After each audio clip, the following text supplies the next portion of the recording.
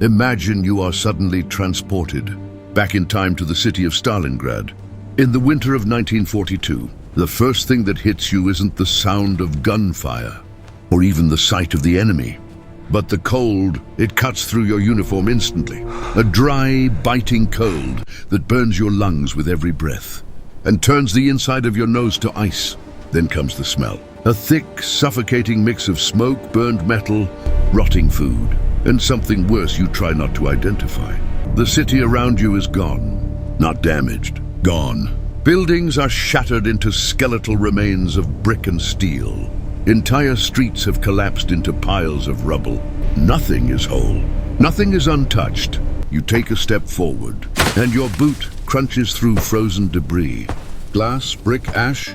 This isn't a city anymore. It's a battlefield, and you're standing right in the middle of it. You try to get your bearings, but there is no front line here. No clear direction. The enemy could be across the street, or inside the same building. That's the reality of Stalingrad. It's not fought in open fields. It's fought room by room, floor by floor, sometimes wall by wall. You move forward with the soldiers around you. No one is speaking much. Every movement is careful, every step deliberate, because here noise can get you killed. You enter a ruined building. The walls are cracked. The ceiling is partially collapsed. Snow drifts in through broken windows, covering the floor in patches of white.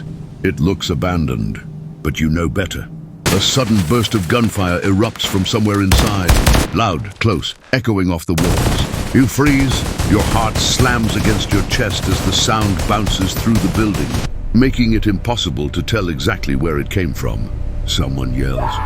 You move, not because you're ready, but because standing still is worse. You push deeper into the structure, room by room.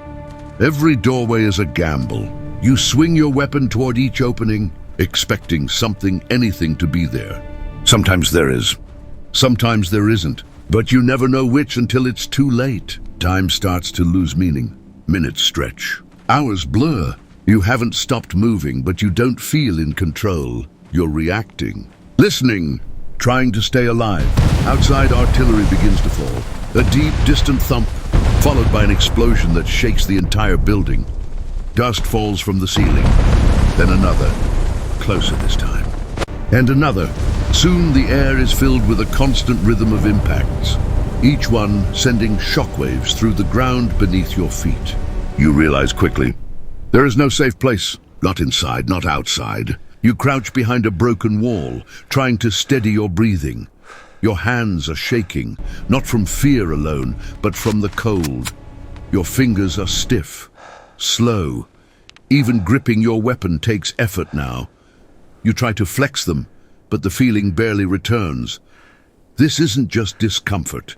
It's a warning, because in temperatures this low, your body doesn't just get cold, it starts to shut down.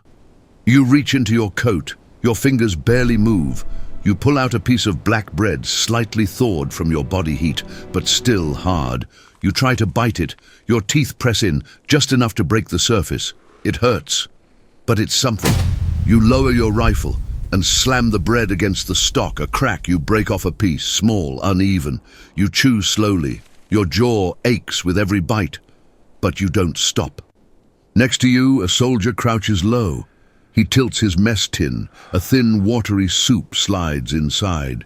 He drinks it slowly, carefully, like he's trying to make it last longer than it will. Further ahead, in the rubble, two soldiers kneel in the snow. A dead horse, frozen stiff. They cut into it with dull blades, taking whatever they can. No one looks away. You look around at the other soldiers. Their faces are pale, exhausted. Some have frost forming on their eyebrows. Others stare into the distance, barely blinking. No one looks ready, but everyone keeps going, because stopping isn't an option. Night falls, but it doesn't bring relief. It makes everything worse. The darkness fills the ruins, turning every shadow into a threat. Visibility drops to almost nothing. You rely on sound now. Footsteps, movement, breathing, every noise feels close. Too close. Somewhere in the distance a single shot rings out, then silence, then another. Snipers. In Stalingrad, they don't just fight in battles, they wait, they watch, they pick their moment, and you won't see them when they do. You press yourself lower against the ground, trying to make yourself smaller, less visible, less noticeable. Because here, being seen for even a second can be enough. Hours pass, or at least it feels like they do. You haven't slept, you haven't rested, your body is drained, your mind is worse. Every sound keeps you on edge. Every second stretches your nerves tighter. At some point, the intensity drops, not completely, but enough for you to notice the silence between the noise. You're still alive. You've made it through your first 24 hours. But then it hits you. This wasn't the battle. This was just the beginning. Because Stalingrad isn't a place you pass through. It's a place that traps you. A city where survival isn't about strength or skill, but endurance. In Stalingrad, the first 24 hours don't make you a soldier. They make you understand the truth. That war isn't about glory. It's about surviving a place where everything, the cold, the ruins, the enemy you can't see, is trying to kill you. And tomorrow, you'll have to do it all again.